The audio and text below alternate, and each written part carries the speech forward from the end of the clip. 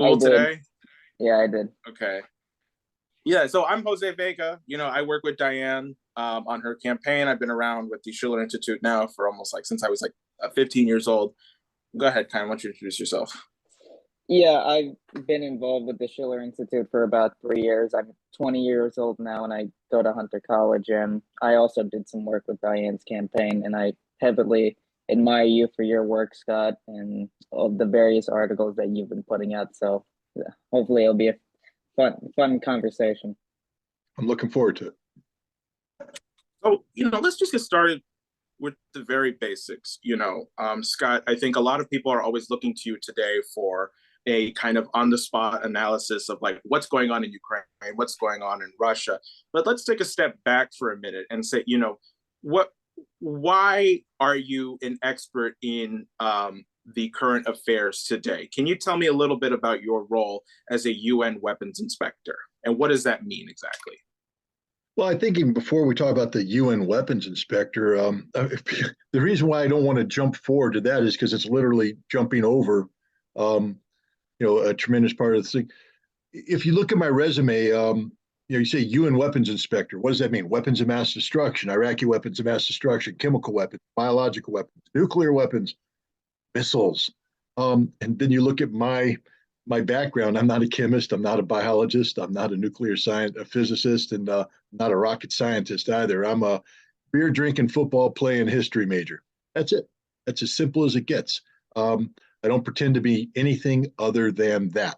So why would a beer drinking, football playing history major suddenly be put in a position where he's running weapons of mass destruction inspections in Iraq?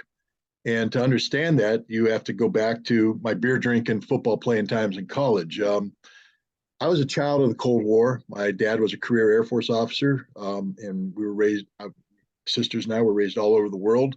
I think our formative years were in Hawaii, Turkey, and Germany. I went to high school in each one of those locations. Um, my dad served in Vietnam, so there's the whole anti-communist aspect to this childhood. The Cold War was real. We lived in Turkey in the 1970s. Our schoolmates' fathers all had really interesting jobs, like monitoring Soviet nuclear tests at a seismic station outside of Ankara, Turkey, intercepting Soviet communications at a top secret SIGINT intercept site in Sinop. And we can just go on and on and on. It was just one of these weird places that you only read about in obscure spy novels, but it was real. It was Turkey during the Cold War. Then we went to Germany, and it stopped being a spy novel and it started being a war novel. In the little town of Charlottenbach that we lived in outside of Kaiserslautern, um, in the first winter I was there, they were holding major exercises, and literally you had American tanks and armored vehicles crawling through the farmers' fields and in the forests uh, because our village happened to be in the last line of defense that the United States was going to be mounting if the Soviets decided to come across the border. The border, which, by the way, was just 80 kilometers that direction, where the First Guards Tank Army was waiting with 100,000 men to come across. This was real. There were airplanes flying in the sky, helicopters flying in the sky, armored vehicles everywhere. We lived next door to a place called North Point. It's a nuclear weapons storage facility. And if there was going to be a war, that would be one of the first places hit, which means my home was literally ground zero for the future conflict. And ground zero meant my family and I were dead. It's that simple. That was the reality, not theory. This isn't something that we thought about. There was a book in the 1960s called *The Last Babylon*, and it was a book about the end of the world, nuclear war between the United States and then the Soviet Union. And *The Last Babylon* was the code phrase that this fictional Air Force officer would call up his wife and say, "The Last Babylon." It meant the missiles are flying, get the kids, and do whatever you need to do. The world's going to end.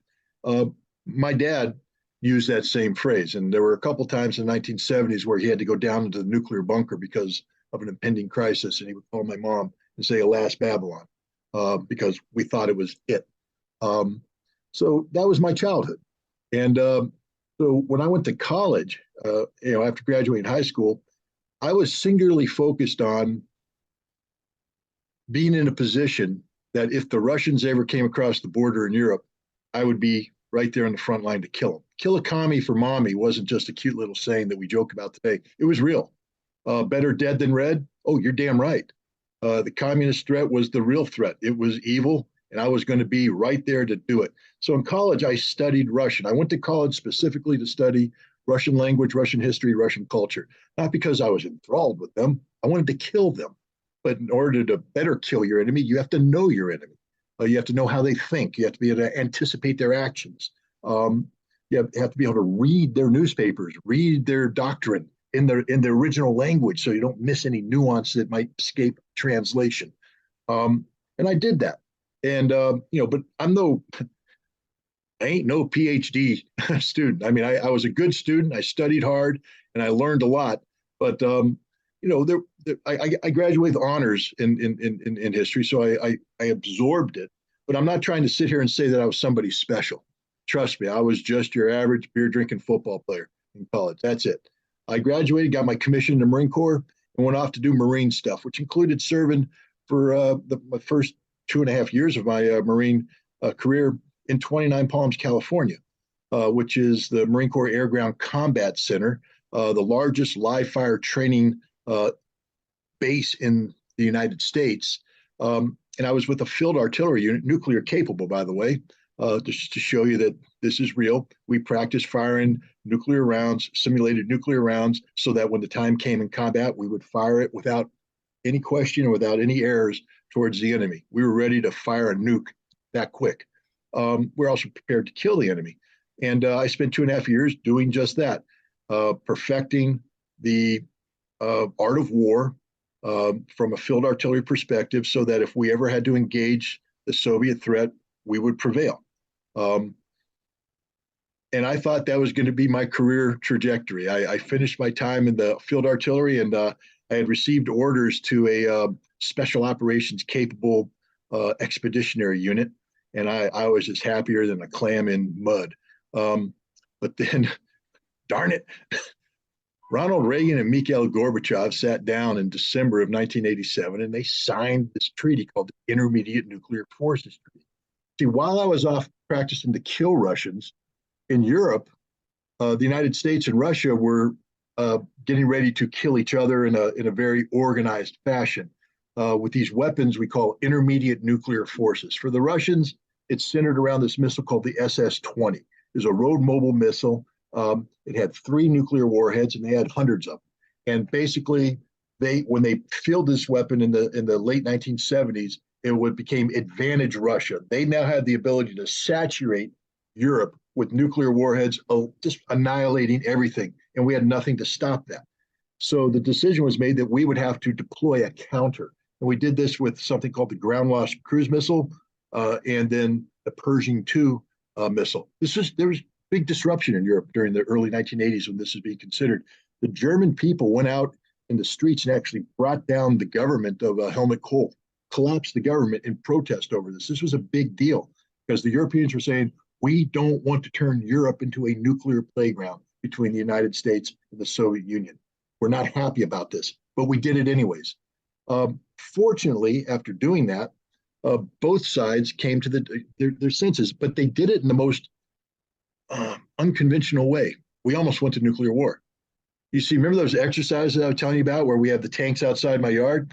Well, in 1983, they did an exercise called Able Archer 83. This is after we deployed tens of thousands of American troops from the United States to Germany, simulating the reinforcement that would take place if there was a conflict. After we deployed thousands of aircraft, and we basically were on a combat footing. And then we had the gall to do a command post exercise that tested NATO's nuclear release authorities. So we were front loaded for conventional war, and then we were testing NATO nuclear release procedures. Now, the Soviets, they have intelligence officers, and they were sitting there monitoring and saying, wait a minute, they just brought all these troops over. They got all these airplanes here. They're ready to go to war, and now they're practicing nuclear. They are getting ready for a preemptive nuclear strike against us. They're going to hit us with a surprise nuclear attack and then come in. So they mobilized those SS-20s, put them on a war footing. They're ready to launch. They had aircraft on the runway with nuclear weapons strapped, ready to launch that quick. They believed we were going to nuke them. And if anything had happened during this exercise that led them to believe that it wasn't an exercise, it was real, you and I wouldn't be here today. The world would be over.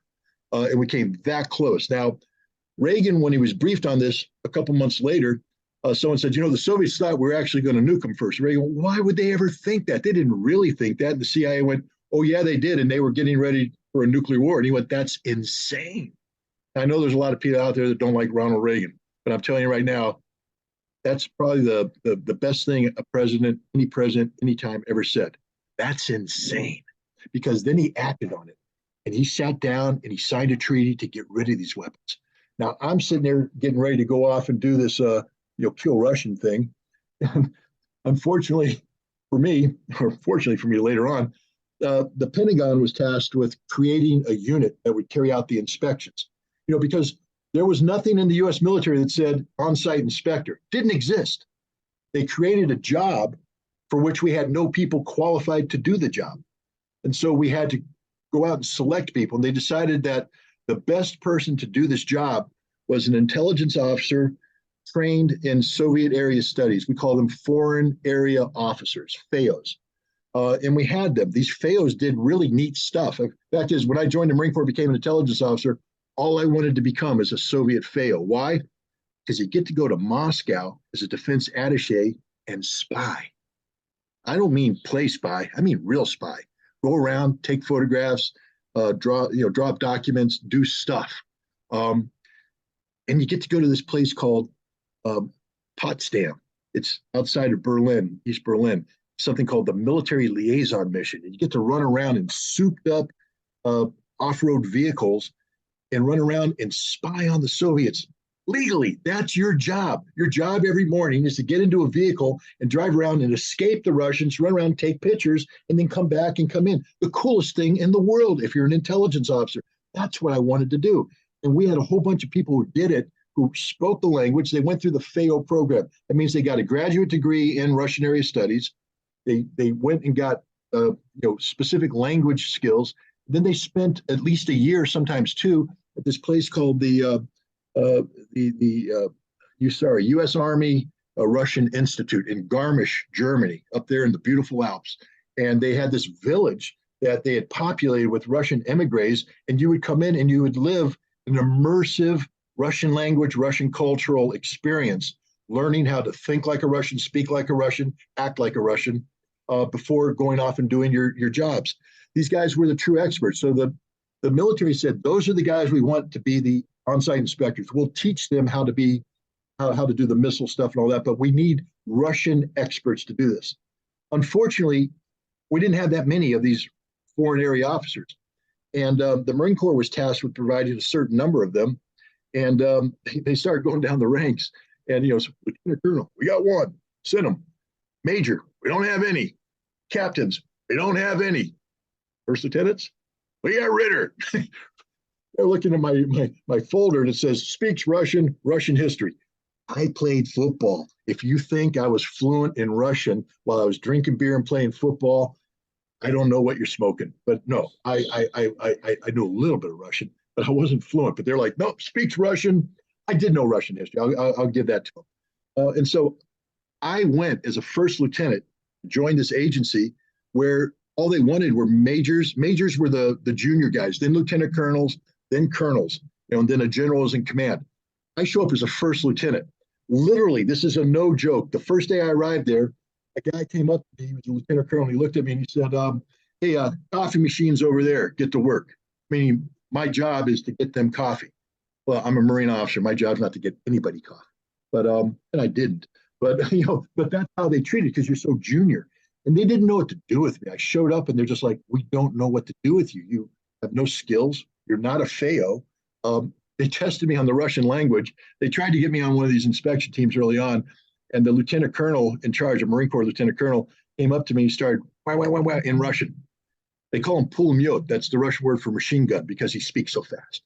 And he comes up and he locks me up. I'm a lieutenant. He's a colonel. I'm staying attention. He's like, and I'm like, I have no clue what you're saying. He goes, you don't speak Russian worth a damn. I said, sir, I never said I did. He said, you're fired. Get out of here. We're kicking you out. So I lost my job literally on the first day. But fortunately, they kept me around because the Marine Corps didn't know how to receive me so quickly. And long story short, I ended up being put in charge of counterintelligence as a first lieutenant. Crazy. And I created a program that involved polygraphs of everybody who was going to go over to the Soviet Union, because I was told that that's what you have to do. And when it came up to the general went, we ain't going to do this polygraph program.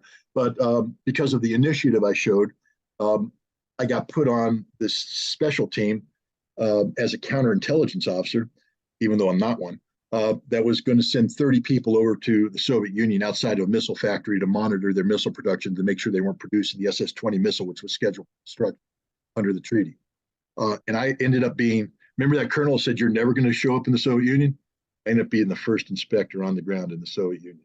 How do you become an expert in something? There's a question people always ask. How did you become an expert? Be the first person to ever do it. When you're the first person to ever do it, you're the only person to ever do it. You're the expert, and everybody's looking to you. I was the first person on the ground in the Soviet Union for the implementation of the INF Treaty. And I was the first person to do everything that happened after that.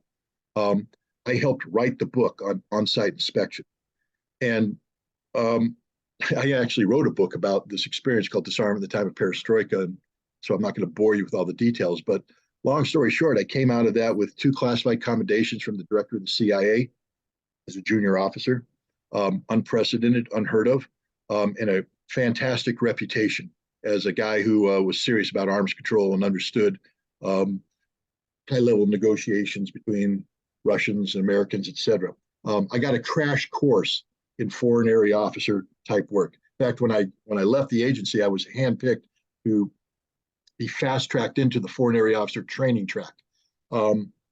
Unfortunately for me, the war came. And now we come to part 2 of my career, the Gulf War. I ended up on the staff of General Schwarzkopf in Riyadh, Saudi Arabia. My job was, one of my jobs was to track Iraqi Scud missiles. And early on in the conflict, I was confronted with the fact that while we knew the Iraqis had 19 launchers,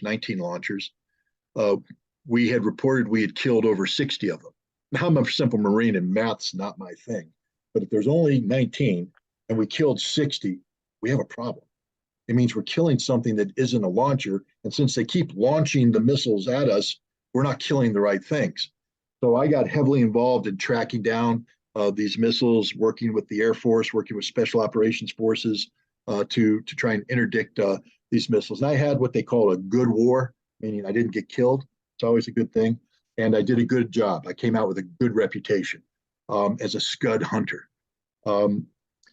So, you have my experience with the INF Treaty.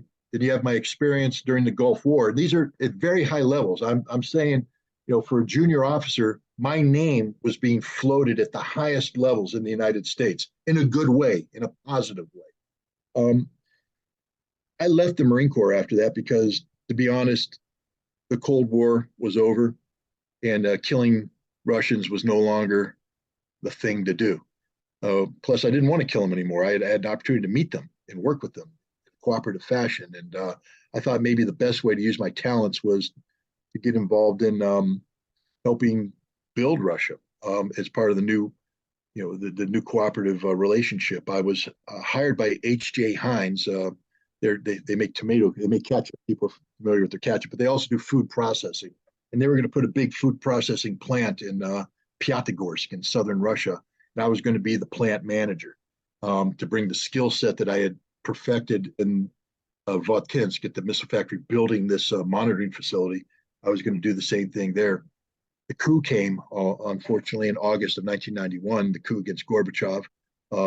Part 2, the second title of my book, Disarmament at the Time of Perestroika, is Arms Control and the End of the Soviet Union, because there's a direct relationship. But there was the coup happened, and H.J. Heinz got cold feet, pulled out of the project. So I was unemployed.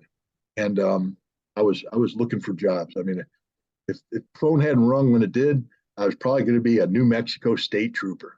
So don't drive through New Mexico when Trooper Ritter's on duty, because I'm going to pull you over. But that didn't happen. I got a phone call from a colonel who was my boss in Russia.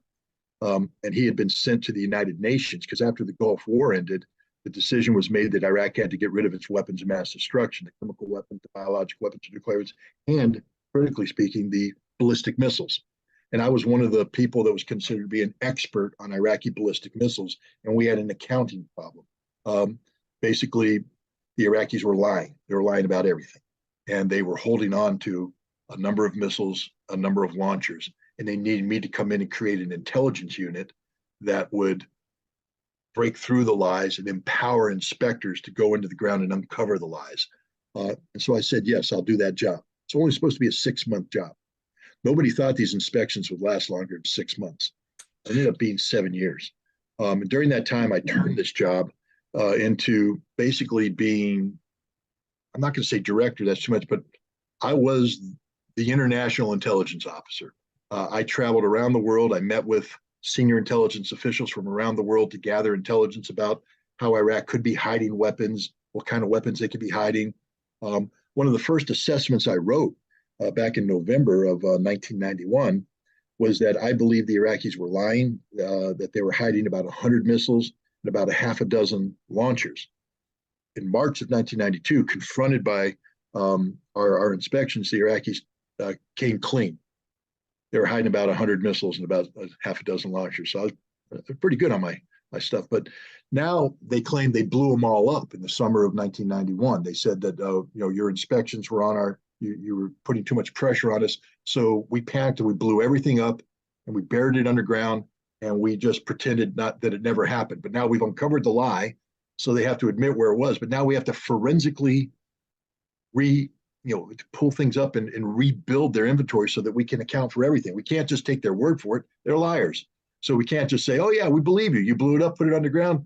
We're done. We had to bring everything out from under the ground, reassemble it, and start to account for this stuff piece by piece by piece.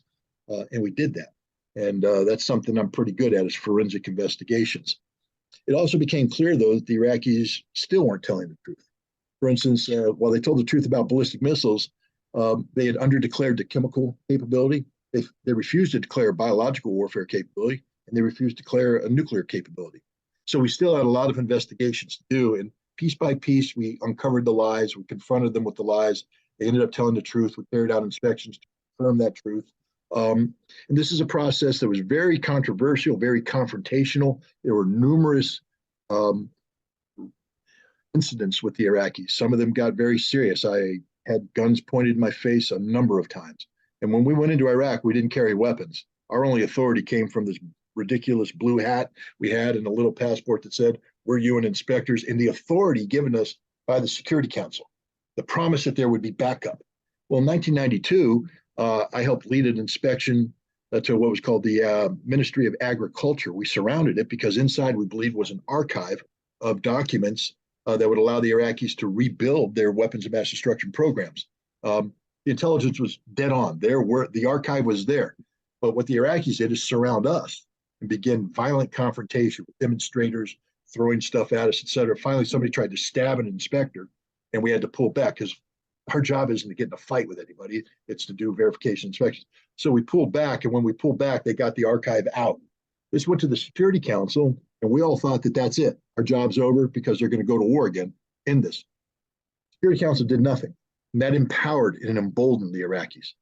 And that was in 1992. So from 1992 onward, my philosophy was, now that we showed that we're cowards, the Iraqis will just be honest like a shark on blood. I said, we can never be cowards again. And I became the most aggressive person you'll ever want to meet. I wasn't violent because my job wasn't violence, but I got in their face. I didn't back down. You put a gun in my head, I pressed it in my head, and I said, pull the trigger. Pull it, you son of a bitch. Pull it. I did that on one occasion. I challenged them to blow my brains out. And they backed down. They backed down, not me. That's how I approached all my teams. I told them straight up, we're the alpha dogs. When we go into Iraq, we pee wherever we want to pee. We mark our territory. If they pee on top of it, we pee on top of it. Alpha dogs. We never back down. And we didn't. We pushed them and pushed them and pushed them, and we came very close to uncovering the whole truth. And the truth was supposed to be accounting for their weapons. Now, we needed 100% standard. That's what the Security Council said, 100%. By 1997, we had achieved about a 92, 95% certainty about what happened.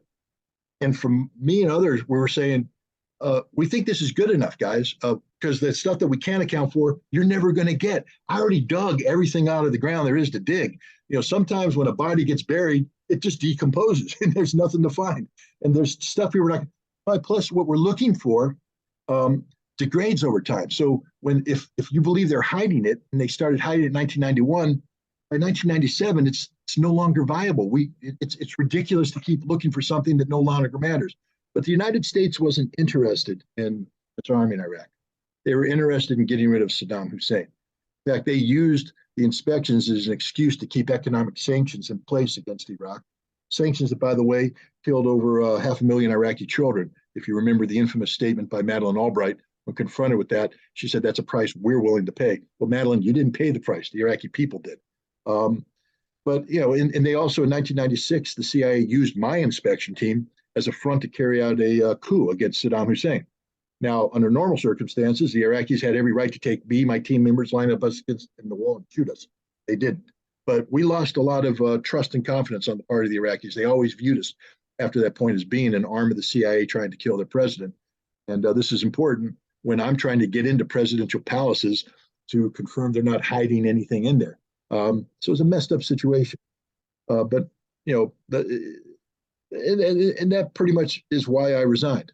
My job was to carry out an investigation to an end that would hopefully lead to the lifting of sanctions and bringing this to an end. The United States didn't want me to accomplish my job. Quick story on how I really angered the U.S. In 1998, I was supposed to lead an inspection into Iraq in March that was supposed to trigger a war. When I say that, I mean I was at the White House briefing it, State Department, and we had a final meeting in the U.S. ambassador's office at the U.S. mission in New York. Bill Richardson was the ambassador at the time. And Richard Butler, who was the chief executive of the UN inspection team, got up and on a whiteboard, he said, Ritter, you got to go in, you got to do your inspection of this facility, which was the Ministry of Defense headquarters, which the Iraqis had said is a red line. If you go there, it's going to be war. We're never going to let you into the Ministry of Defense. Said so, and the U.S. said, well, you're going to the Ministry of Defense. So he said, you got to go to the Ministry of Defense on this day. We have to have a crisis. Get your team pulled out on this day so we can bombing on this day. And I said, who's we? The UN doesn't bomb anybody. I'm a UN weapons inspector. Who's we? Well, the Americans. I said, but my job is to do an inspection, not to provoke a fight. He said, no, sure, but the Iraqis won't let you in. You know, boom, boom. I said, okay, we'll see. I went and did the inspection. Madeleine Albright tried to stop me from doing the inspection. A lot of people tried to stop me because they knew that I wasn't a compliant tool of the United States. But what I was a faithful servant of the Security Council mandate of disarmament, which the United States voted for. So I viewed myself as being the most faithful servant of the United States. I went to the site. We showed up, and sure enough, the Iraqis weren't going to let us in. And they had their senior people coming down saying, Ritter, what do you think you're doing? I said, I'm trying to inspect this building. They said, well, you can't. And I said, if I leave here, understand that as I leave, cruise missiles are coming in. It's all over. And you're going to die. You're going to die. You're going to die. I'm not threatening you. I'm just telling you what the reality is. And you guys know that. So you have a choice. Let me in on my terms. Remember, I'm the alpha dog. I pee higher than everybody. Let me in on my terms or you all die. That's just the way it's going to be. And they thought about it. And they came back and they said, okay, we'll let you in on your terms because we trust you. And you want to know why they trusted me? Leading up to this inspection, I spent 3 years going back and forth to Israel, getting Israeli intelligence about Iraqi weapons of mass destruction. The Iraqis don't like the Israelis, but their intelligence had found out about this. And he asked me straight up, he said, how's Israel? I said, Israel's nice this time of year. He said, so, you travel there a lot. I said, well, the fact that you're asking me that question means that you know I do. So yes, I travel to Israel. Yes, they give me information. And yes, that information is used in the inspection. He said, he turned to the senior Iraqi guys, including their chief of staff and their minister of defense. And he said something in Arabic was, this guy's honest. He's not lying. He's not going to lie. We should trust him and let him in. So I got in there. We spent many hours in the Ministry of Defense looking for everything we needed to look for. And there was nothing there related to our mandate. And we left. Madeleine Albright, meanwhile, was in Paris, bragging to her French counterpart that any minute now she's going to get the phone call that's going to bring the missiles down on Iraq. When she got the phone call, it wasn't the one she wanted. And from that moment on, the U.S. government hated my guts because I didn't give them the war they wanted. And by August, that was in March. By August, it was too much. They interfered with inspections. Um, Basically, all they wanted me to do was create a crisis that could lead to a confrontation. So I resigned. I resigned in protest over U.S. interference in the work of the inspectors. I testified before the United States Senate. There's an infamous clip or famous clip, depending how you want, of Joe Biden and I having our little stare off as he chastises me for operating above my pay grade. This was above my pay grade. That's why they get the limos, you don't, Scotty boy, etc. Um, but that set me on a path of, I guess, speaking truth to power.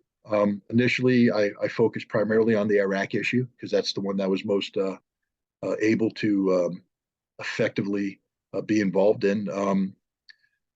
Later on, I got involved in talking about Iran's nuclear program. I'm a fervent believer that the Iranians are not pursuing a nuclear weapons program, that their nuclear program is for exclusively peaceful use. And then because of my background in Russia and disarmament, et cetera, I've been following the Russian situation. In 2010, 2009, 2010, I started writing for Energy Intelligence, which is the premier publishing arm of Energy Intelligence Group.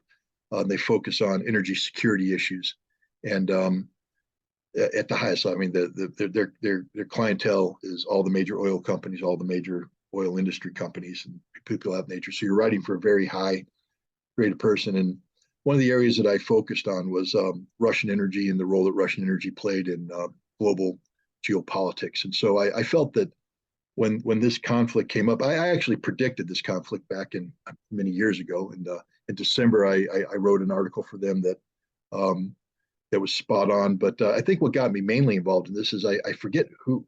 I did a podcast with somebody. I can't remember. They called me up out of the blue because I was just writing the occasional article on Ukraine and Russia.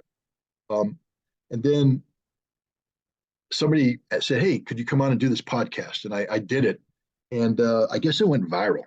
And and from that moment on, people were just calling up saying, "Hey, can you be on this podcast? Be on this podcast? Be on this podcast?" And I do, and I'm comfortable talking about things that I feel competent to discuss. But I'm not out there marketing myself as as the expert on the Ukraine situation. For instance, I didn't call you to be on your show. You called me to be on your show, and I'm doing it because you made a request. And I feel like if you're going to talk about empowering people through knowledge and information, you can't walk away from a valid request to talk about that. But the last thing in the world I want to do, and this isn't any offense to you, but the last thing I want to do is be on a podcast. I would rather, at my age, be walking my dogs, reading books, drinking beer, watching football.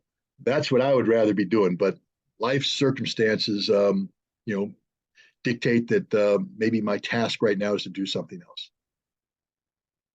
Well, Scott, you said quite a lot there, and kind of I'll give you an opportunity to say something in just a minute. But I think there's actually a lot of questions that have been prompted over that, and I think the main one, the overarching one I see, is that you keep saying I pissed off the United States. The United States wanted this.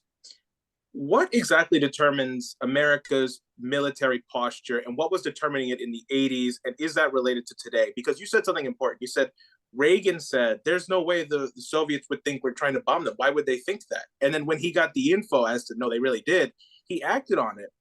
For my basic civics class here in New York City, now, the United States doesn't have the same education system it once had. But I learned that the president is the commander in chief, that he is the highest ranking person in the military, supposedly, right? And that's, what I graduated learning and thinking. Why is it the case that the president didn't know that when it was happening, only after the fact? So who is making the military posture, and what determines that? Well, that is a very good question. At the end of the day, it always originates with civilian leadership. Franklin Delano Roosevelt authorized the Manhattan Project. Manhattan Project was a nuclear weapons project designed to create an atomic bomb that could either be used against Germany if the Germans went forward with a nuclear weapon, or after the war in Germany ended, against Japan for controversial reasons. Some people say it was to terminate the conflict. I believe it was to intimidate the Soviets. But we dropped 2 nuclear weapons on Japan. But by the time we dropped those weapons on Japan, Roosevelt was no longer president. He died, I think, in April 1945. He was replaced by Truman. Truman, who had not been in the loop with anything. So now we begin the process where, remember, our Constitution mandates civilian leadership of the military. But now we have a situation where a system is already in place. A president dies, a new president comes in, the system still exists. And the system is dictating reality to this president, who, while is in command, is intimidated by the fact that there's already this massive system in place with congressional support, military industry support, all the leaders are supporting it. And so oftentimes all the president can do is nod his head yes and sign where he's told to sign. That system grew under Truman because we used nuclear weapons. Truman continued the enterprise, and then we got involved in the Korean conflict. In the Korean conflict, the system, prior to the Korean conflict, the system produced something called the Long Telegram. George Kennan wrote it. He was a State Department official. Again, not an elected representative, part of the system. He writes this long telegram that then is used to define a posture of containment to the Soviet Union. So the system now uses Kennan's telegram to brief the president to get approval for imposing a system. It wasn't the president telling the system to do this. It was the system going to the president going, all right, I think that's a good idea. Let me sign it here and go on. Then Eisenhower became president. Eisenhower inherited the system. Eisenhower, being who he was, looked at the system and said, this is broke. This is broke. This is a system that lied to him about a bomber gap. They came screaming to him, Mr. President, we have a bomber gap. The Russians have more bombers than we do, and we have to build up our bomber capability. And so Eisenhower went, holy cow, okay, what do you need? Billions of dollars to build bombers. Here we go, billions of dollars. Meanwhile, the congressional military industry complex is sitting there going, we got lots of money. How do we do this? We need to build a factory in Texas because Lyndon Johnson wanted the factory in Texas. We got to build a factory in California, and we got to spread load this money to get as many people rich as possible off of this little scheme we've concocted here, a bomber gap. Then we came up with the missile gap. Oh my God, the Russians have missiles. We don't have missiles. Boom. Where do I sign? Here. Once again, how do we spread load, building missiles in the missile complex, putting missile places in states, money, money, money, getting the loyalty of Congress attached to the establishment, because it's all about money. It has nothing to do with national security. It's all about money. And Eisenhower realized it, and that's why he gave his farewell address when he warned about the military-industrial complex. He warned America about it. He said, we are turning into something that is going to destroy democracy. This is not democratic. We're allowing this power base to be built up that exists only to build its own power. JFK came in, and it's interesting. You talk about Reagan's response. JFK went to the Pentagon, and he was briefed on what's called the single SIOP, the Single Integrated Operation Plan, SIOP. It was the nuclear war plan. And he walks into the Pentagon, and they brief him on the nuclear war plan. He goes, what the heck is this? You're telling me the only option I have is to destroy the world. And as he walked out, he turned to the guy that was with him, and he said, and we call ourselves the human race. I mean, he was shocked. And he went back and he said, you got to change this. This can't be allowed. And the system went, change it. A little here, came up to him. Still, the only option is to destroy the world. The system don't change. That's the problem. Presidents change. Kennedy got assassinated. Johnson came in. Johnson had the same reaction when he was briefed. Johnson resigned. Nixon came in. Nixon, madman Nixon. He thought that the war plan was crazy. Ford thought the war plan was crazy. Every president that's seen the war plan thinks it's insane, but the war plan continues. You can't stop the war plan. Literally, this is like out of a Dr. Strangelove type movie.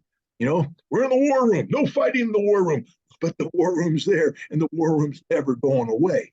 And that's where we are today. To show you the power of this system, Barack Obama, who was supposed to be the great transformative president. I mean, he's coming in after one of the world's worst, ideologically constrained presidents, George W. Bush, who violated every treaty, withdrew from treaties, went to war illegally. And Obama, I'm the different guy.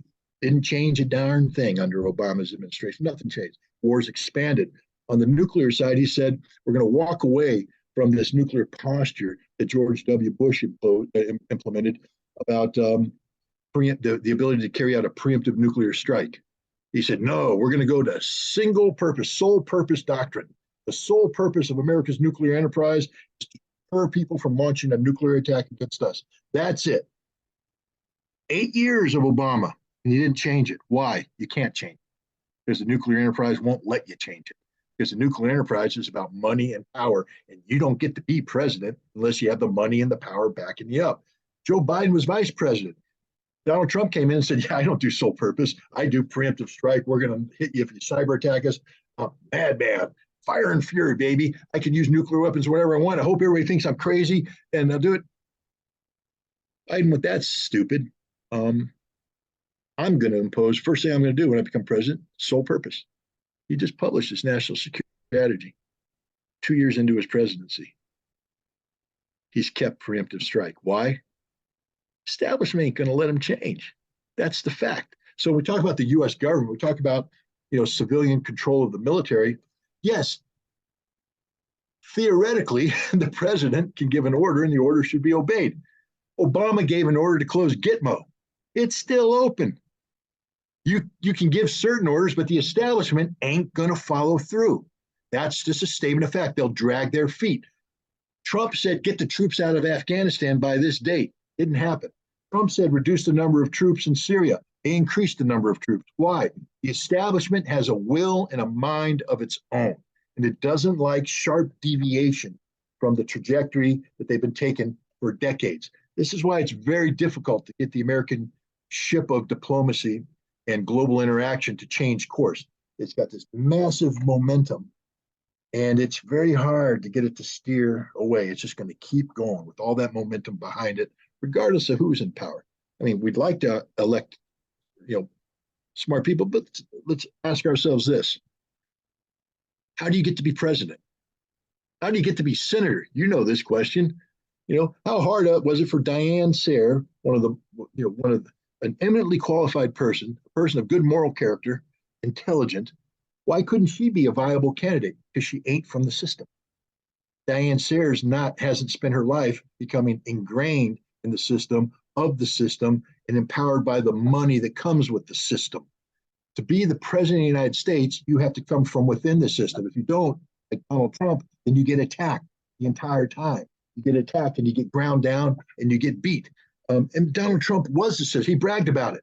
When people said, how about cheating, tax evasion, all that stuff, he said, I know it better than anybody. Why? Because I do it all the time. I am the system. I'm the system. Nobody knows the system better than me. So even Donald Trump, being an outsider, was really an insider. Anybody else who wants to be president has to come from the inside, which means it's not really civilian leadership of the system. It's the system leading itself. They pick who's going to be president. They pick who's going to be senator. They pick, for the most part, who's going to be in Congress. The system's broke.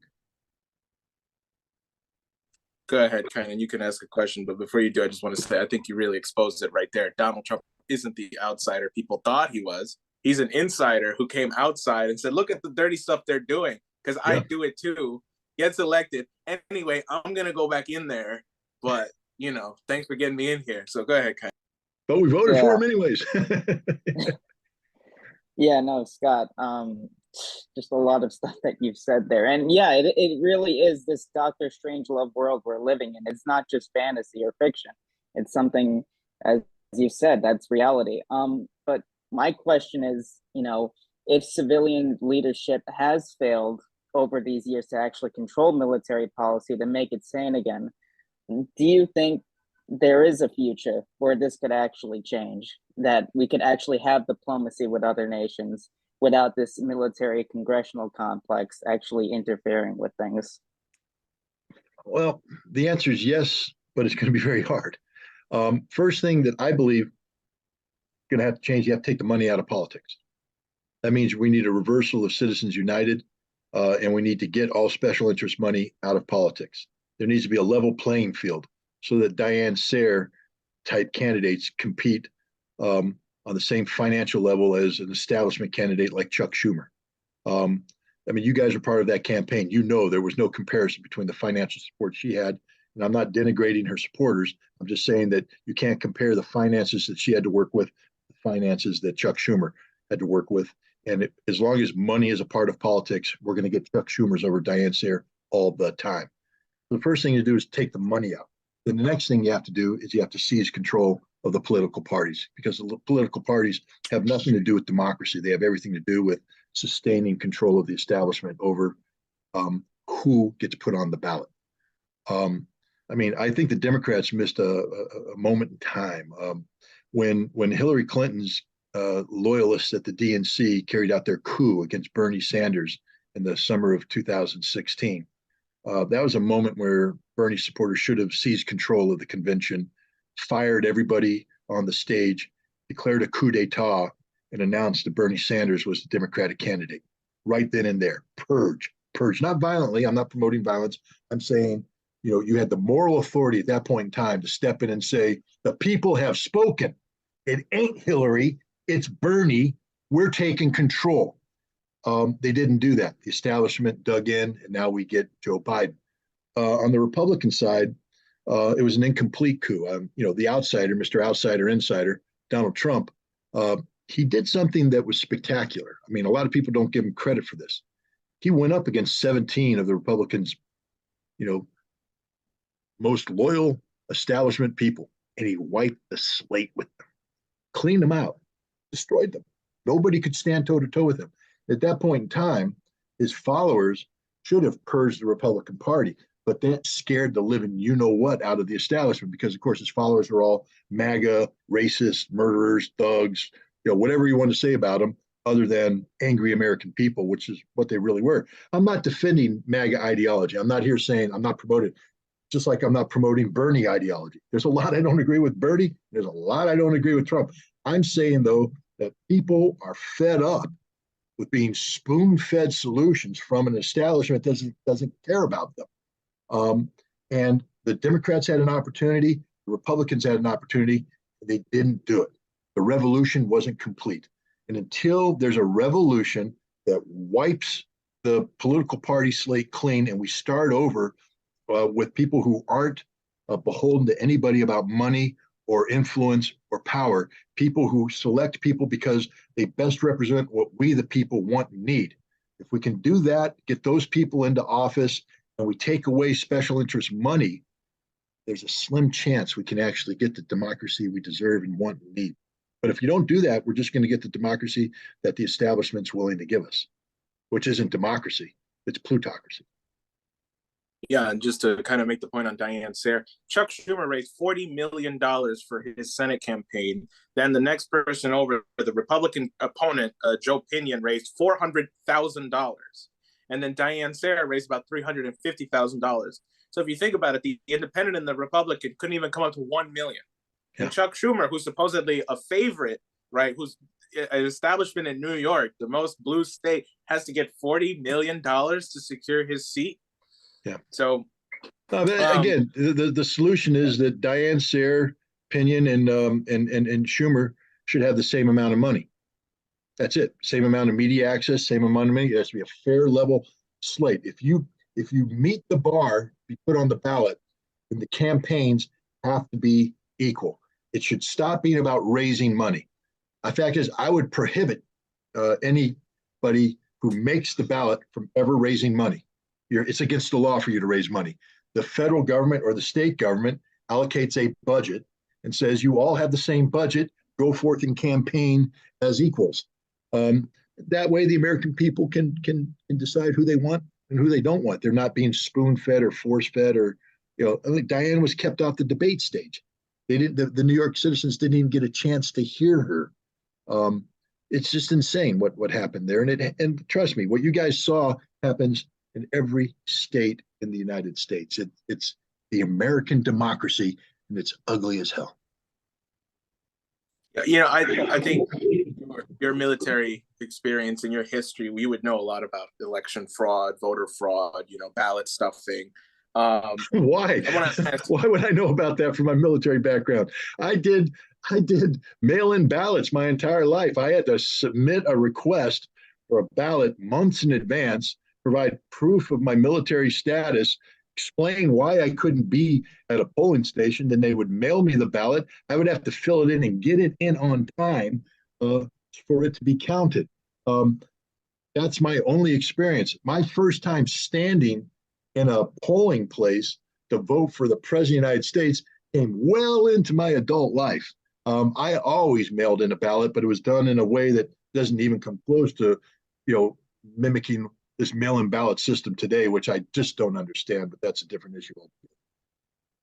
I don't know anything about ballots, so I just want to say that I'm not an expert on voter fraud, because the elections that I participated in, I did my duty, and that's it. I didn't monitor anything. And if you're thinking about, overseas, well, here's what I learned. The United States is supposed to be the world's preeminent democracy. I mean, we sell ourselves that way. We're the best. We're the best. Americans are the best. We can't tell you who won the vote 4 days afterwards, a week afterwards. In these third world banana republic places where we send monitors in, same day results. Same day. How do they do it? Why is that the case?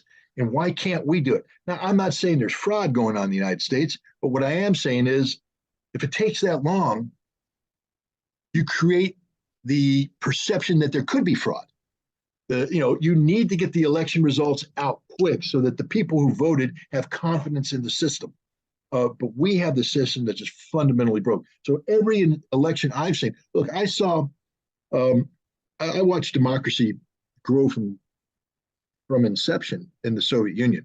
Mikhail Gorbachev, when I arrived in 1988, it started this democratic revolution, transitioning away from Communist Party's single control to a democratic system where the Russian people elected representatives to the people's, the Congress of People's Deputies, and then they elected a Senate type thing called the Supreme Soviet. Then you had a president. That was what he's trying to build.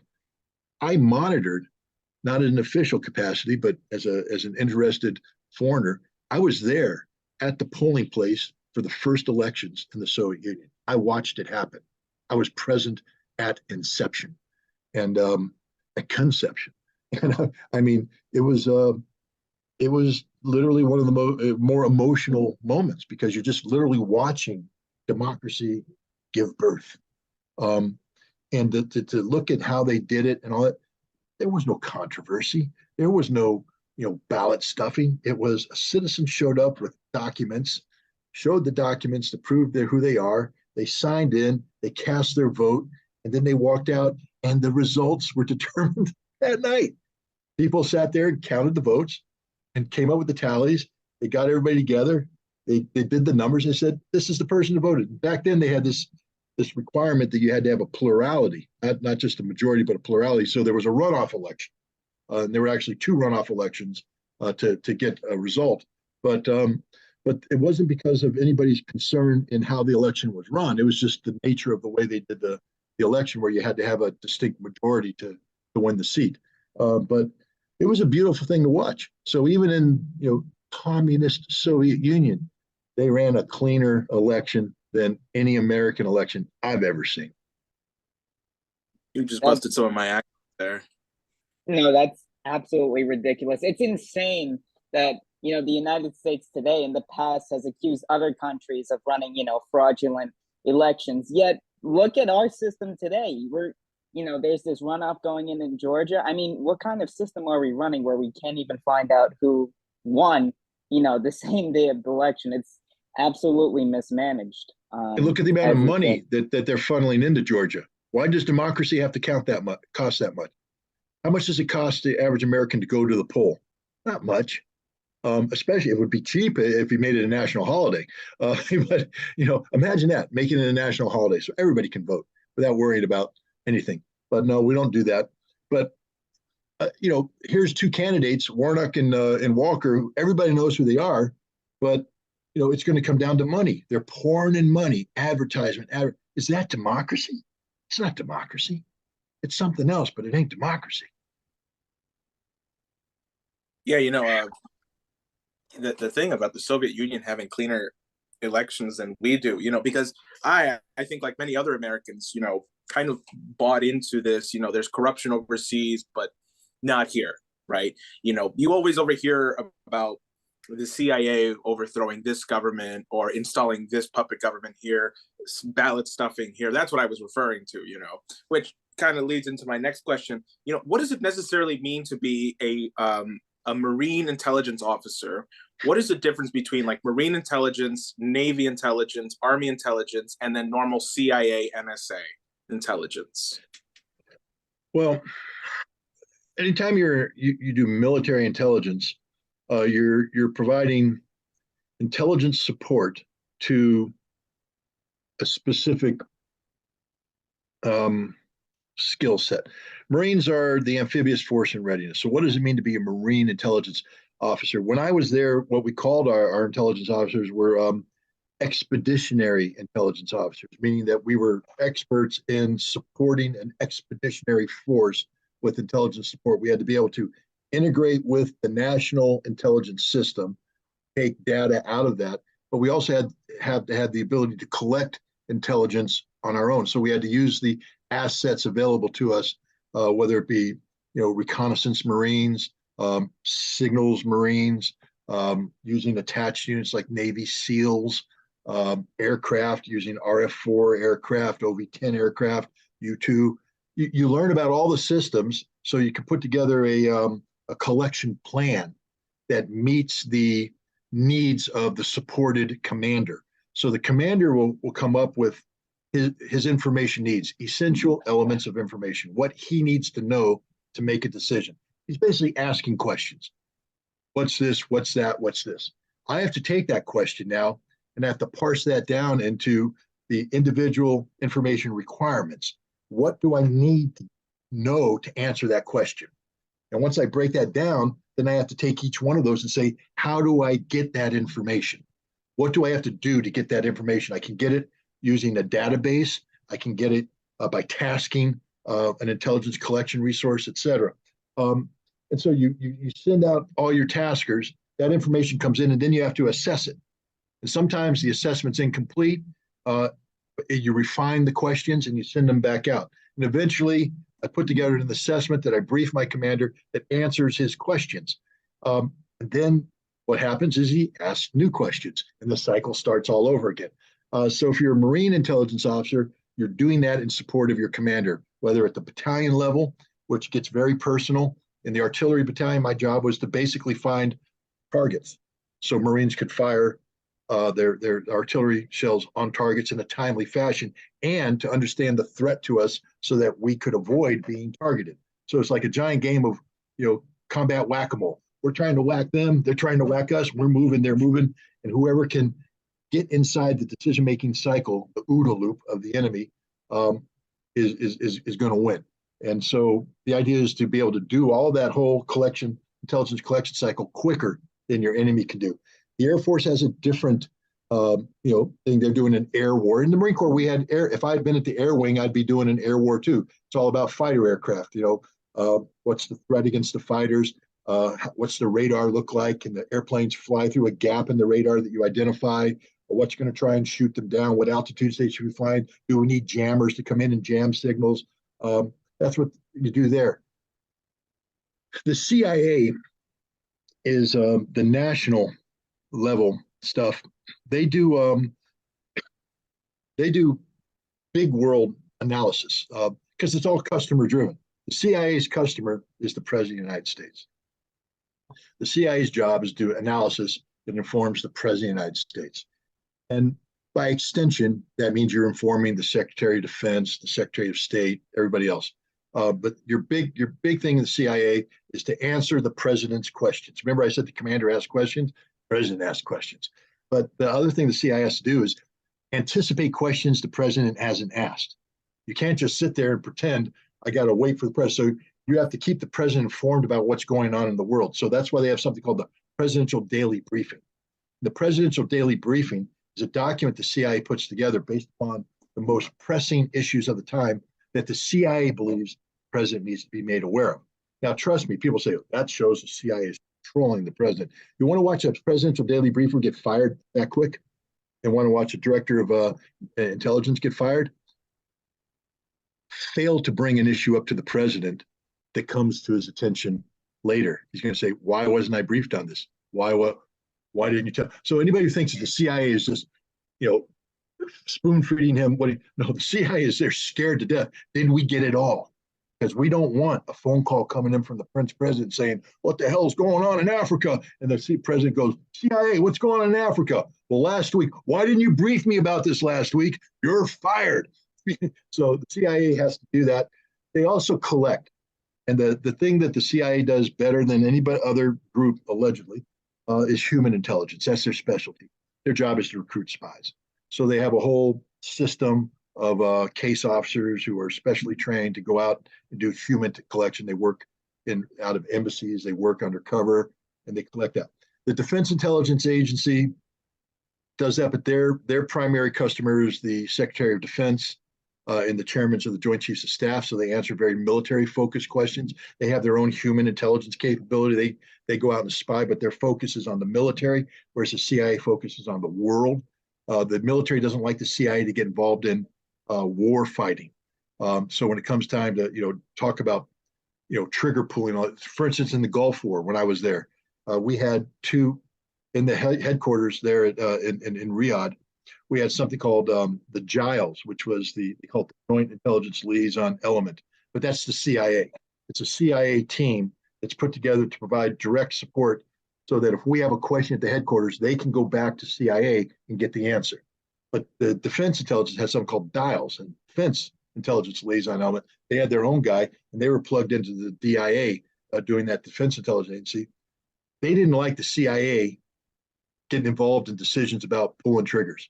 Pulling triggers is the military thing. So there's competition going on there. Then on top of them, we have something called the National Security Agency. And these guys, they basically cover anything dealing with communications, electronic signals, things of that nature. They're the cyber guys. They're the guys who listen to phone calls. And they just go around, they suck everything up in the world, and then it goes into a bubble, because this is considered to be the most classified stuff in the world. And it goes into a bubble, and each one of these military intelligence groups has liaisons in the NSA whose job is to review that intelligence and see that which is necessary to support. So back to me being a Marine intelligence officer, I would send requests to NSA and say, "Do you have anything about this?" And it would go to my liaison there, who would then go to the NSA and they say, "Do you have anything about this?" And they say, "Yes, but he doesn't have a need to know." So the answer is no. And then they go, "No." And because some of the stuff is so top secret. You do the same thing with imagery. We have spy satellites. We have U-2 aircraft. Back then, we had SR-71 aircraft. I would send in a request for imagery. I would say, "I need this target image during this period of time," and then they would do all that, and I'd get the imagery. But the bottom line is, the Marine Corps was unique because we had what was called an expeditionary intelligence officer, me, and I did everything. The Air Force had specialties. They had an imagery intelligence officer. They had this specialty. The Army had specialists. So whenever I went and talked with my Army or Air Force or Navy counterparts, I was dealing with specialists. And it was somewhat intimidating because they were really experts in that specialty that they had. But they couldn't operate outside of that. Whereas I operated totally outside of it. I could do anything. You could plug me in here, plug me in there, because the Marine Corps is so small. So I think we actually had the best intelligence officers of the entire military, because our intelligence officers, when I was in, were responsible for knowing everything, masters of everything, a jack of all trades, master of none, unfortunately, but we could do everything. Unfortunately, the Marine Corps has changed. We now have specialty officers. We have a ground intelligence officer, an air intelligence officer, human intelligence officer. So we've gone the way of the other services. But above all, at the end of the day, an intelligence officer is an analyst, a highly trained analyst. And this is where my history training came in, because being able to do historical research, to go through archives and stuff, and then assimilate this data and write a paper about it, because that's what an intelligence officer does. You're doing research. You're researching, assimilating data, and writing an assessment. It's like a term paper, and you send it up to your professor, your customer, and they feed it back. I loved it. I really did love it. There's certain aspects of it I didn't like. Human intelligence can it gets ugly, because you're asking someone to betray their country, and how do you get them to do that, exploiting weaknesses and frailties, etc. And it's a hard business, because you have to answer the question you've been asked. And sometimes the questions are tough questions that ask you to delve into topics that aren't necessarily, all warm and fuzzy topics. You are responsive to the needs of the customer, and that's it. But I hope I answered the question. Maybe I just created more confusion than anything else. Well, if you did, that'd be a good thing, because more questions is always a good thing, in my opinion. But I think you did. I have two more questions, but before I hit you with them, kind, do you have anything? Yeah, but You want to why don't you start? Why don't you go ahead with yours? Okay, I have one question, and then I have a concluding question. So you can go after I ask this next one. Let's talk about the orchestration that exists right now between the intelligence agencies and the army with what's going on in Ukraine right now. Because, on the one hand, you have what's going on in the battlefield. We're getting reports that there are American boots on the ground, generals and stuff, who might have to have taken over some of the leadership in the Ukrainian army, because those guys are just getting blown up. And then you have the propaganda stuff at home, the controlling of social media, the flow of information, articles, newspapers and stuff, right? So from what I would assume, and please correct me, this, why I'm posing this, like, is it the case that you have this kind of like coordinated holding hands, like, yep, CIA, NSA, and military are all laser focused on making sure that people at home support this war and making sure that the Ukrainians overall win? Back when I was in, we were actually prohibited by law from doing anything like this. The idea that I, as an intelligence officer, would be involved in shaping the perception of an American citizen, it's just mind-boggling, because it's illegal. It was illegal. I don't know what goes on after 9/11, and I don't know what goes on now today, what new laws have been passed that none of us know about. But that just be unthinkable. My job was to inform my customer, and that's it. I was not to be involved in any aspect of shaping information for public release. That's what a public affairs officer did. And we were prohibited from carrying out psychological warfare operations against the American target.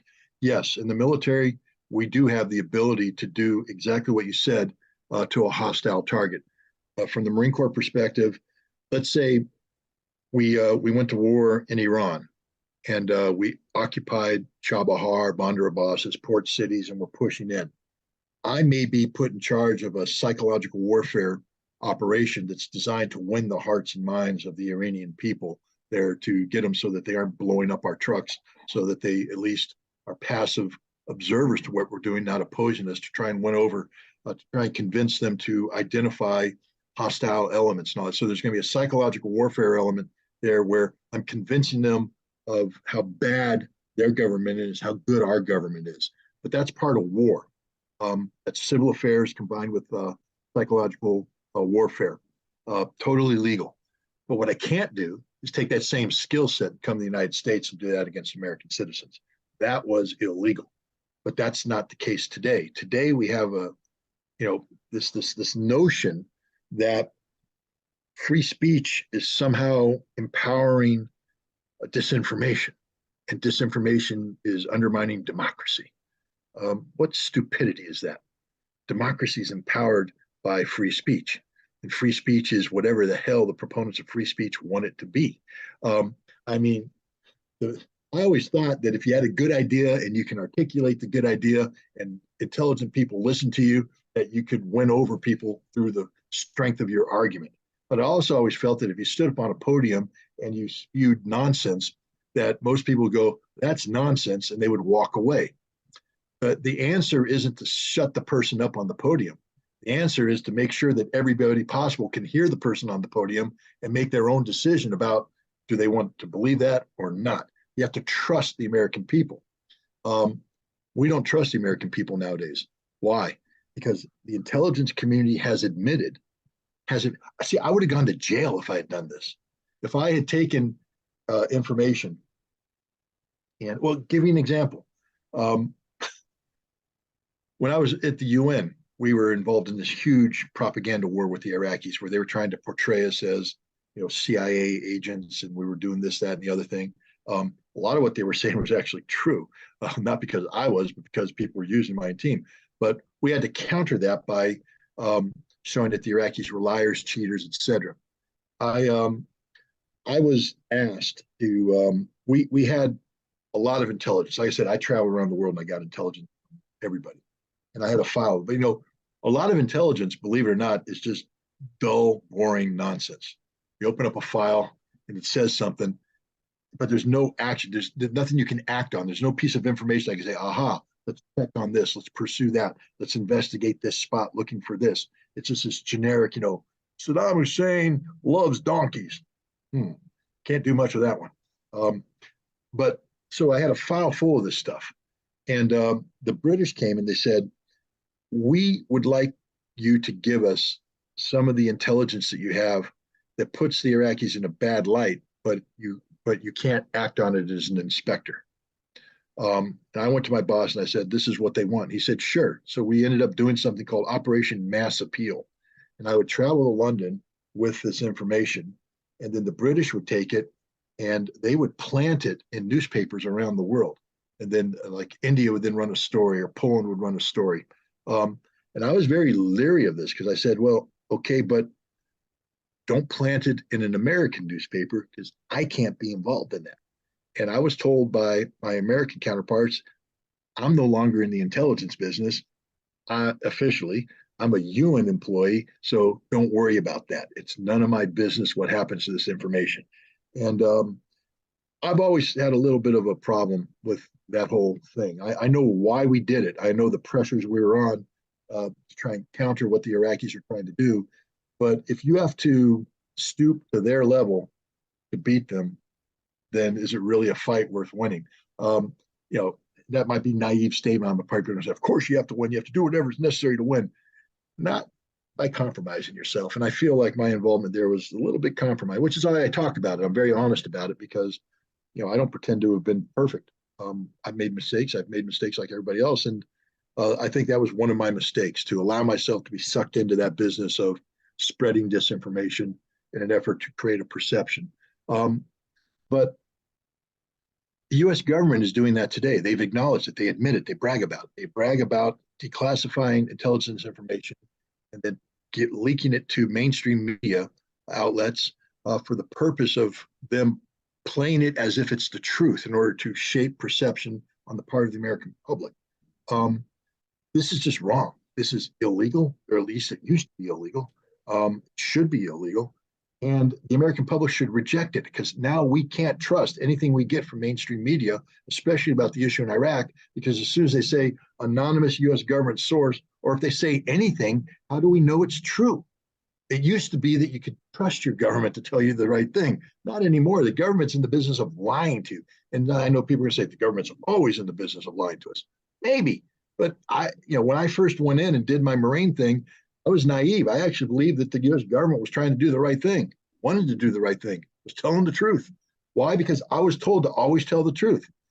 And so I just assumed that the government's telling me this, that's the standard they're using for everybody. Apparently not. But we can't trust anything today, nothing.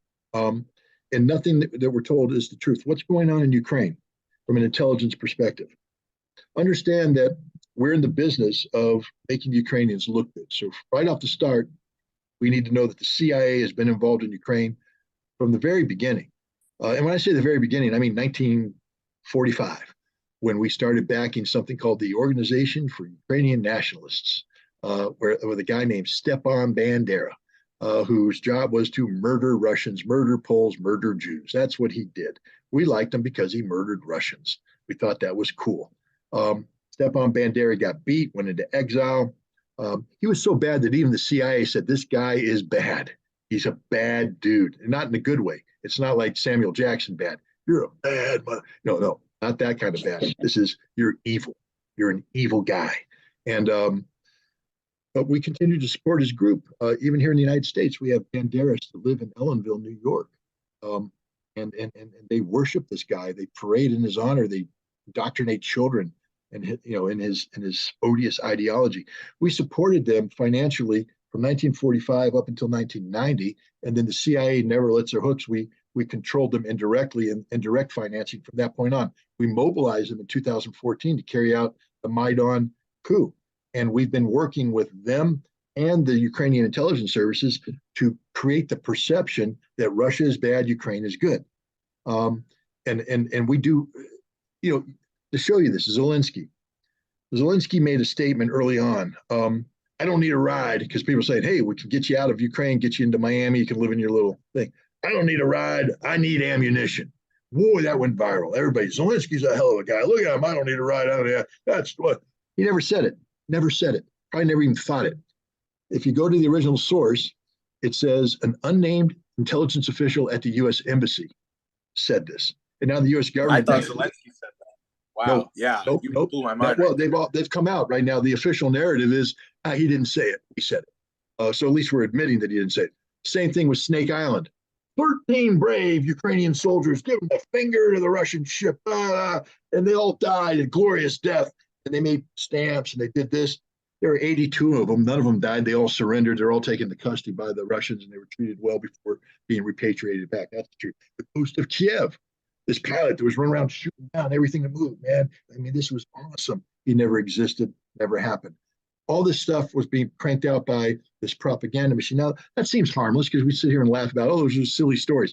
Bucha is where they murdered, they being the Ukrainians, murdered scores of Ukrainian civilians.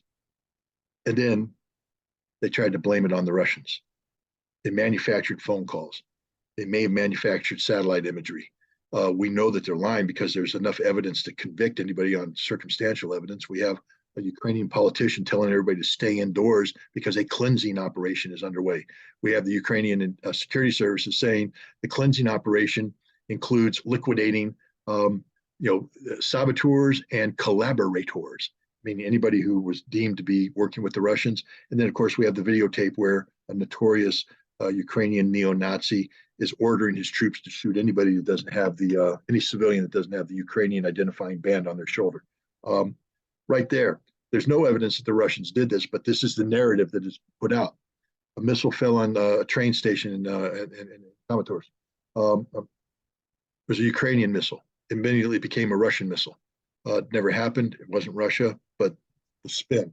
On and on and on, up into the most recent thing where we got a missile, a Ukrainian surface air missile landing in Poland, killing 2 farmers. But the first thing out is there was a Russian attack. They're running with it. Well, some lies can't be sustained. This one fell apart early. But even now, even though everybody knows the truth, NATO's talking about holding emergency meetings so they can put a no-fly zone in, all this kind of stuff.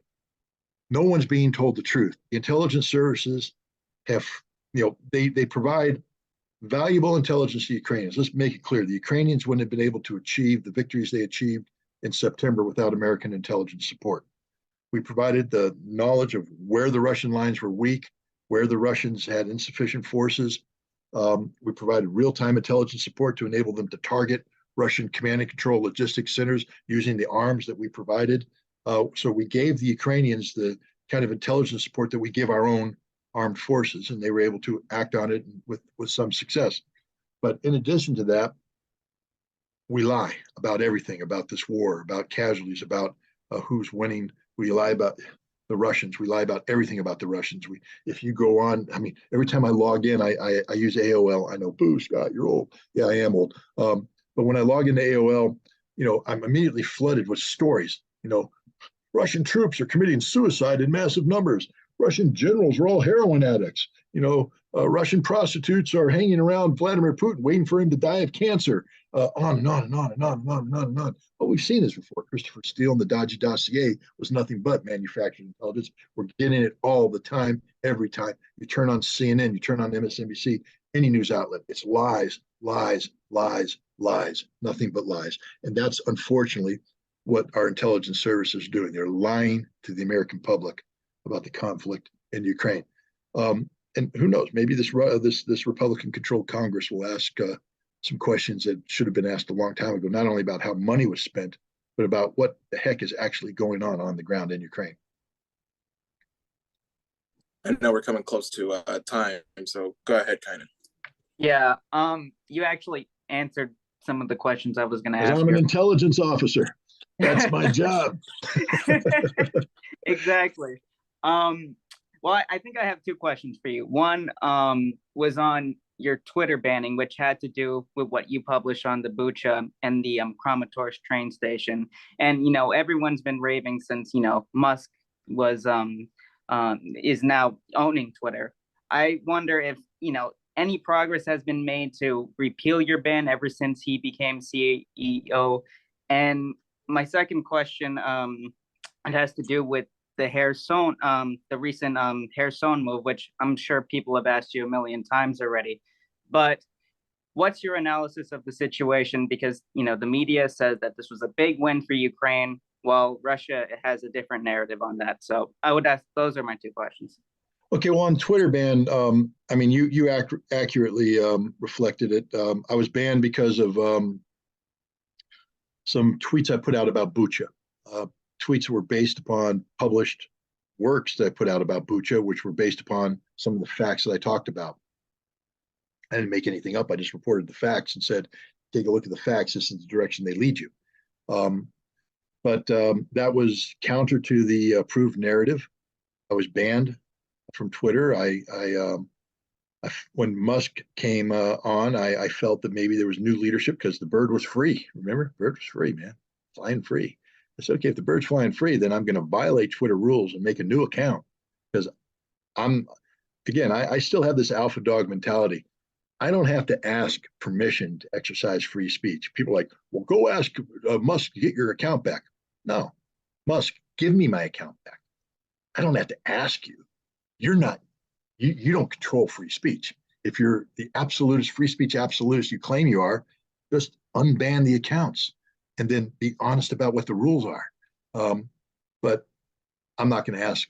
So I created my own account, which is a violation of Twitter rules. But I was straight up about it in the bio thing. I said, this account is an open violation of Twitter rules because you guys suck. And I tested them. I said, oh, really? You're free? No content moderation? I said, Bucha was a war crime. Ukraine did it. Test. Ban. I got banned again. So they had me on read only mode on Twitter, and I recently just because when I go to it, it's after careful review we determined that your account violated the rules. If you think we got this wrong, you can submit an appeal. So I submitted an appeal last night, actually another appeal, and I said you got it wrong.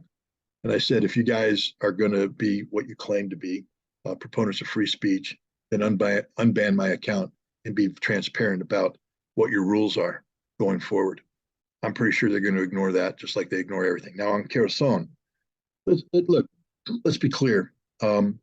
Ukraine got a nice propaganda victory out of Kherson. Kherson was this bridgehead held by about 30,000 Russian troops, had 100 and some odd thousand pro-Russian civilians living there. And the Ukraine's been using this, the American weaponry they've been given, HIMARS, M777s, and such, to blow up bridges and interdict logistical lines of communication. Not totally, the Russians were still there, but the Russians were looking at it saying, we in the month of October we've defeated everything the Ukrainians threw at us. We inflicted 12,000 casualties on the Ukrainians, but we suffered about 1,500. And now we're looking at this situation, and it's becoming more and more difficult to support our troops with the artillery they need, the ammunition they need, et cetera. And we could be looking at a situation where if we decide to hold this land, we could lose another 3,000 troops. For what purpose? What value does this land bring? Is it worth 3,000 dead?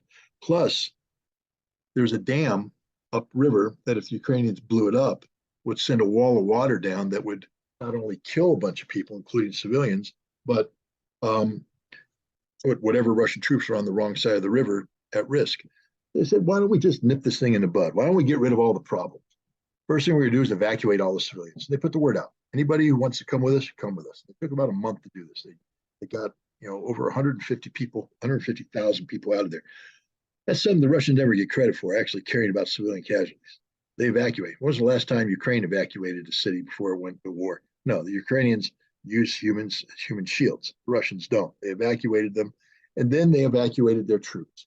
So Ukraine got this piece of territory that, while it's good for propaganda purposes, doesn't change anything. It strengthens the Russians. What people need to realize is that the Russians right now are in the business of buying time and holding a position till what? Until 200,000 troops show up next month that have been organized in the 10 to 15 divisions. Remember that 300,000 partial mobilization? Well, 87,000 have already been sent to the front lines to fill in the gaps. The rest of them are still finishing their training into combat units, and they're going to show up next month. 200,000. 200,000. And that's when we get to talk about who's winning this war and who's not. Because I have a funny feeling when 200,000 Russian troops show up, fully armed, fully equipped, ready to fight, and the Ukrainians have burned all their forces out on these failed offenses, 12,000 guys here, 20,000 guys here, 20,000 guys here. They got nothing left.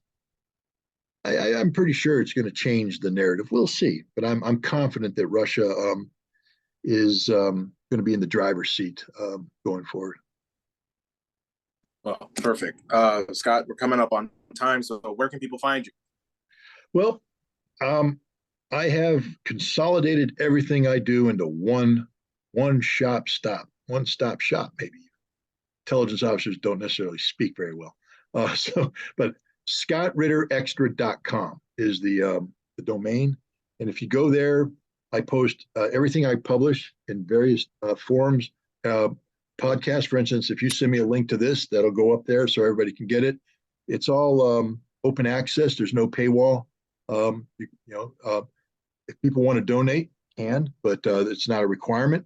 But I put everything up on ScottRitterExtra.com, and that's it. I guess that I answered that question. I answered the customer's question.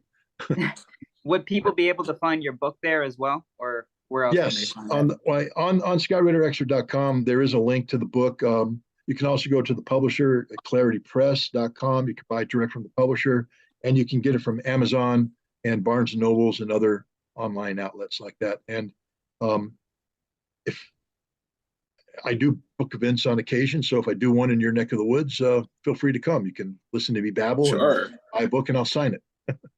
And do you have a Telegram? Because I follow a Scott Ritter. I do have a Telegram. Yeah. Telegram. It's okay. That is you. Yeah. Okay. Yeah. Well, you got to be careful. You. My Telegram is well. I mean, people copy it. Apparently, I'm very popular on Telegram. There's actually a Scott Ritter channel that isn't mine, but it has like 500,000 followers. I wish I was that popular. Okay, now you got the 81,000 subscribers. Yes, okay, I'm the moderate. I'm the modestly followed account. Yes, with my Top Gun Maverick pose. Got it. I put that picture up there when the new Maverick movie came out. I was like, yeah. All right. Well, listen, Scott, this was a lot of fun. I want to thank you. There were actually a lot more questions that we wanted to ask, but maybe we'll have you on again in the future. If you'd like to come back on. One of the questions I was going to ask was, if you were in power, I don't know if you were part of the Joint Chiefs of Staff, how would you change the next 10 years of the military trajectory, for the good? How would you encourage, what would you want the military to be like so where you could encourage, 18 to 24-year-olds to want to enlist and not do what the military is doing now? That's a further discussion. Well, I'm going to have to think on that one long and hard, but that means I have to come back to answer that question.